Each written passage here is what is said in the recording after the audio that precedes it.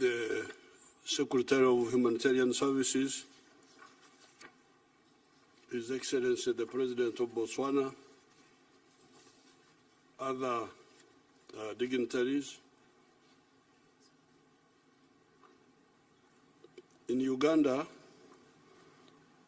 we approach health with two strategies.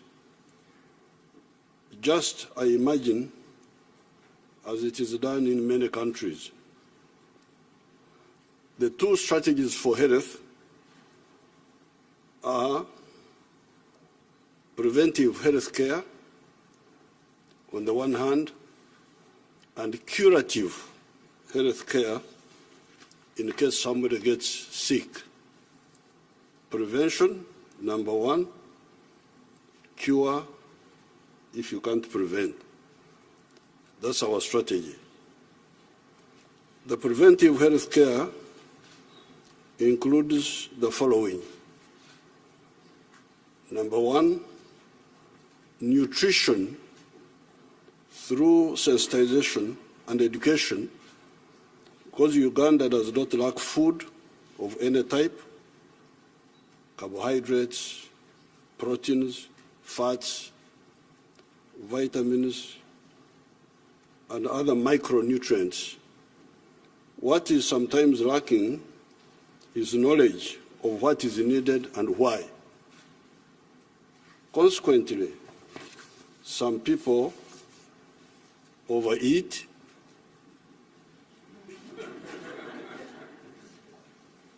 others undereat, and others miseat. In other words, eat what they do not need and fail to eat what they need. Income inequalities, especially in the towns where there are unemployed persons that no longer have access to land, sometimes causes malnutrition. Because in Uganda, most families have land. It is not like in other parts of the world where many people don't have land. In Uganda, it is the other way around.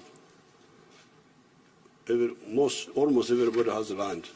So those who have land, they grow their own food. So the problem is not food, it is to know what food to eat and why. So the second preventive measure is hygiene. Hand washing, proper waste disposal, including latrines and waterborne sewage systems. This eliminates many diseases such as cholera, intestinal worms, hepatitis A, etc. Number three, safe water through boreholes, gravity flow schemes, protected springs, and piped tap water that eliminates many waterborne diseases such as cholera, worms, guinea worms, bilharzia, and other hazardous contaminants like heavy metals that can lead to cancer. Number four, vaccination that prevented smallpox and vaccinations that prevent the following diseases: polio, severe forms of TB, tetanus, whooping cough, diphtheria, hepatitis B, cases of pneumonia, severe diarrhea, yellow fever, anti-HPV. Anti-HPV is against cervical cancer, in our young girls, and COVID-19. Number five, malaria prevention through the use of larvicides. If we could concentrate on that line, larvicides, killing the larvae of malaria of mosquitoes before they become mature mosquitoes. Draining of stagnant water, because Uganda has got a lot of water. 20% of Uganda is under fresh water. So that water is good for us, but also good for our enemies. So if we don't work on it, it can be a problem. The use of treated bed nets, etc. Number 6, behavior change that has helped us to deal with HIV/AIDS, because this is a behavior problem, mainly. AIDS, you go and look for it, doesn't look for you. Corona-19, again, this is partially a behavior problem, but especially Ebola. I'm glad the Secretary was recognizing our recent little victory against this Ebola. When this Ebola came up recently, there's a new clan. There are different clans of Ebola. There is Ebola Congo and Ebola Sudan. So the one which visited us recently was Ebola Sudan. And people were panicking. I say, but why are you panicking? This is very simple. This disease does not attack you unless you come in physical contact with the one who has got the virus. And not just casual contact, intimate contact. Because it goes through a few places. If the Ebola virus falls on your arm here, it will not affect you. It will not affect you if it goes into the eyes, the nose, the mouth, or through sexual interaction. So, I told our people, but you know how the Ebola is going. Let's stop it. They were running around, but we stopped it. It's not such a big issue. Number 7, lifestyle diseases, such as hypertension, diabetes, heart attacks, kidney diseases, cancers, alcoholism, etc. These can be prevented in many cases by appropriate conduct, e.g., not overeating. Why do you eat too much? Not smoking, not taking excessive alcohol, and exercising, etc.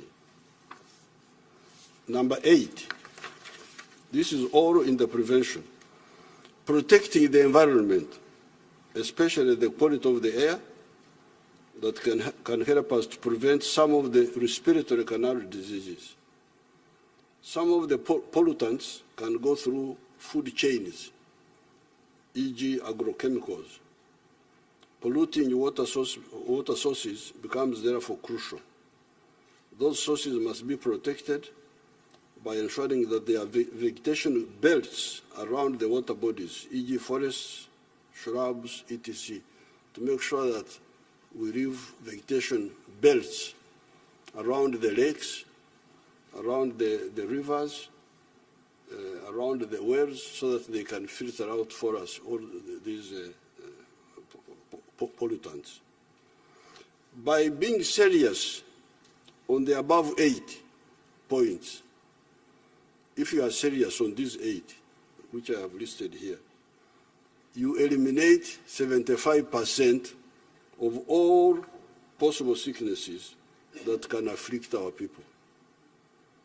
That then leaves us with the 25% to deal with.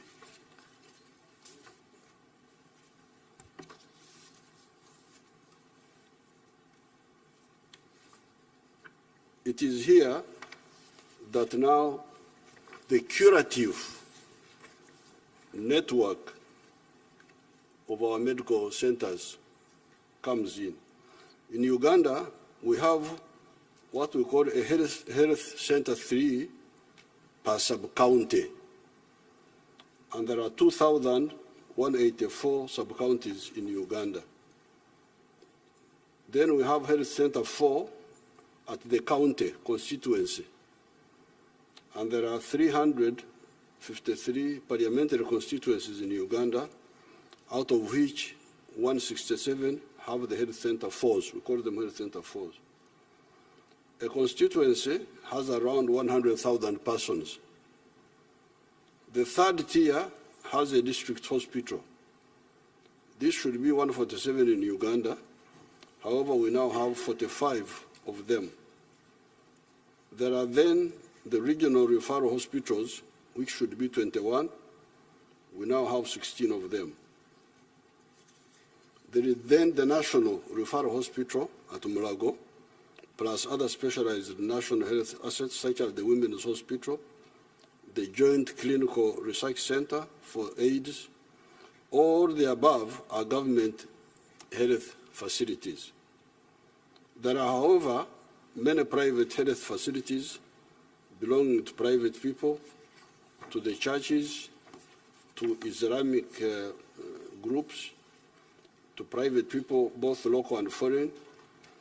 We are now working on eliminating medical referrals abroad, because we have been having that problem of our people going to India, especially, and recently to Turkey. We are trying to eliminate that. Referrals mainly for heart, kidney diseases, and cancers, and sometimes involve organ transplants that have been taking US dollars 70 million from Uganda per year. Those referrals have been taking quite a bit of money from the country. We are going to have we are going to reverse medical tourism. Instead of our people going out, we want people to come into Uganda by providing this super specialization service to patients from abroad, also taking advantage of the good high altitude climate of Uganda for the recovery of these patients. Because where they go, the climate is not so good. So when they recover, I think they will recover faster if they are in Uganda, because the climate is very good. Uganda's elevation is between 600 to 21 meters above sea level. So when I land in Washington, I get worried because I see on the computer of the plane that I'm 18 feet above sea level. I get really very worried. So Uganda is between 621 meters above sea level and 5,119 meters above sea level. That is why you find permanent snow on the equator. The picture of the Rwenzori here clarifies that point. In my statement, you will see the picture of the Rwenzori with permanent snow right on the equator. Uganda is therefore moving well on the issues of health. The pressure is to cause our doctors in the districts and nationally to put more emphasis on public health, avoid the sicknesses, instead of waiting for people to be sick and then get treated. This has been part of the colonial training of the doctors. The doctors, the way they are trained they were trained in the past. It was for them to ambush the diseases, wait for people to be sick so that they are treated. But why do you wait for people to be sick? Why don't you stop it? This is our emphasis. They have that orientation. We are trying to convince them to please educate the people so that they don't get sick instead of waiting for them to be sick. That is how our population has risen from 14 million in 1986 to now more than 43 million. The population in 1986 was only 14 million, but it is now 43 million, and it will be 106 million by 2050. So don't worry about this population. I know some people are worried about population, but Africa has actually been underpopulated. So when you are worried about population, don't worry about Africa.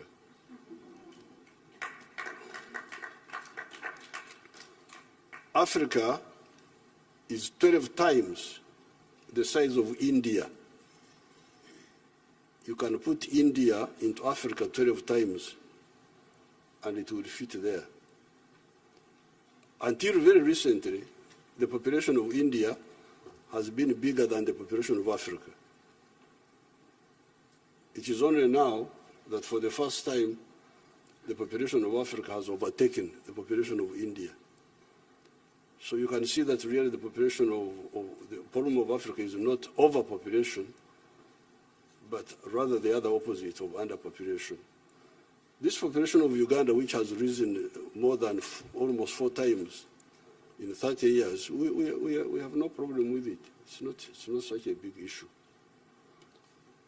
There are 2 areas where we are moving on our own, but where we would welcome collaboration if available. This is in the areas of pharmaceuticals and vaccines. It is not correct to continue with the present arrangement where in the global share of pharmaceutical production of US dollars 1.42 trillion, Africa's share is only US dollars 16 billion. Of the pharmaceuticals produced in the world, valued at 1.42 trillion, Africa's share is only 16 billion production.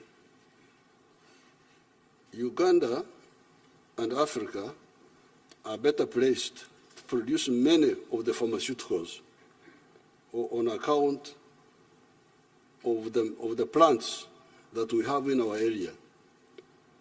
Chinkona, which helped humanity with malaria from the year 1630, was a tropical plant. There are other sister plants in the tropics that can help man with many of the health problems.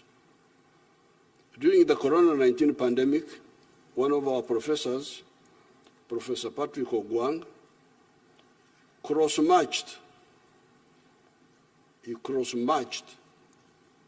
an ancient antiviral plant product that our people in the northeast of Uganda, Teso, have been using since time immemorial against measles caused by the virus rubeola, with the treatment for Corona-19 virus.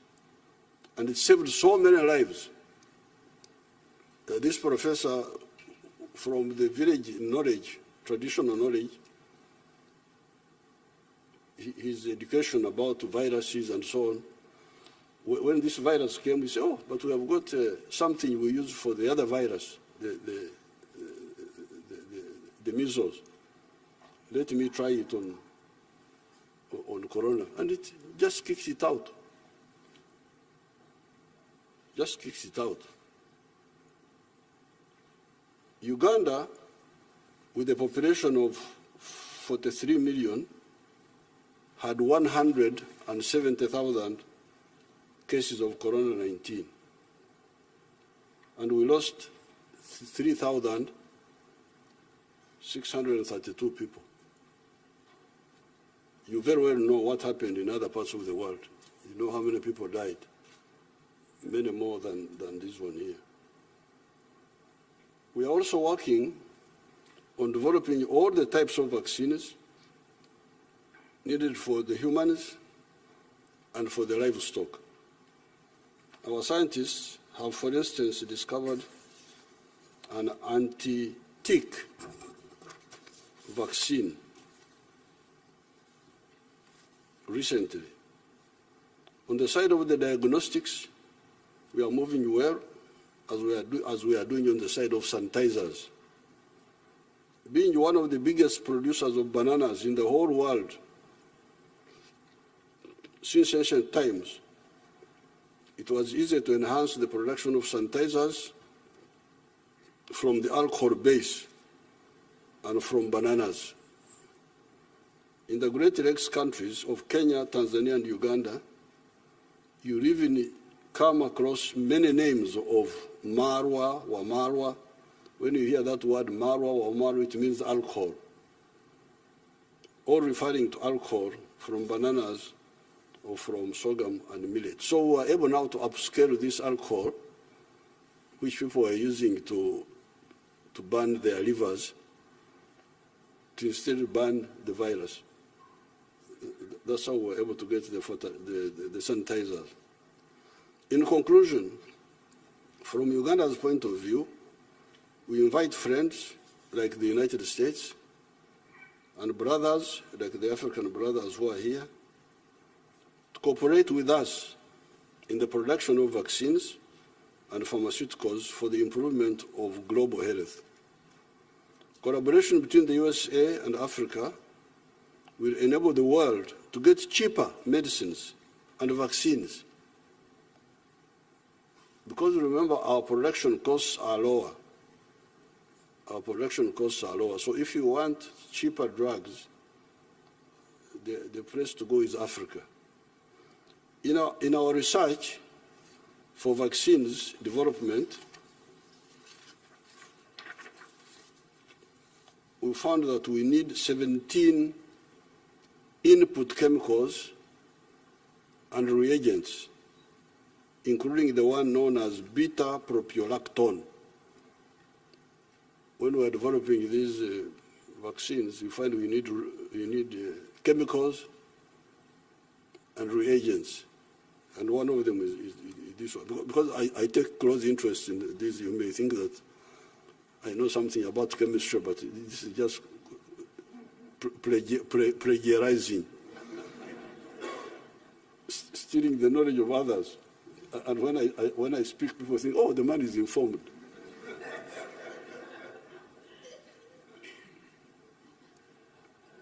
Our scientists told me that this was from cassava that we produce in Uganda. So we're running around, ringing labs here, get us beta-propiolactone. Oh, what? But where is this made from? From cassava. Cassava. But we have all. It is not correct to produce unaffordable medicines on account of using expensive inputs when countries like Uganda can produce those inputs cheaply. Our part of the world, the Great Lakes area, had little contact with the outside world until 1841, when an Arab man by the name of Ahmed bin Ibrahim became the first non-black person to come to our area. We had never seen a non-black person until 1841 when an Arab came. And people looked at him. They didn't know that he had a skin. They thought he had no skin because he was the first non-black people they saw. So in those times, people were traveling by ships and walking on foot for 1,000 miles from the ocean. That slow way of movement, nevertheless, did not stop those travelers bringing the terrible smallpox called Omze, Ebkacha, Kawari in our languages in 1894 that killed so many people. Those travelers who came from outside brought us a terrible smallpox in 1894. If epidemics could spread in spite of the slow pace of movement of those days, how about now when people can hop from continent to continent in a matter of hours by aircraft? The recent phenomenon of COVID-19 has clearly shown this. This therefore means that especially with epidemics, like the Secretary said, the health of one is the health of all. I thank you, Your Excellencies.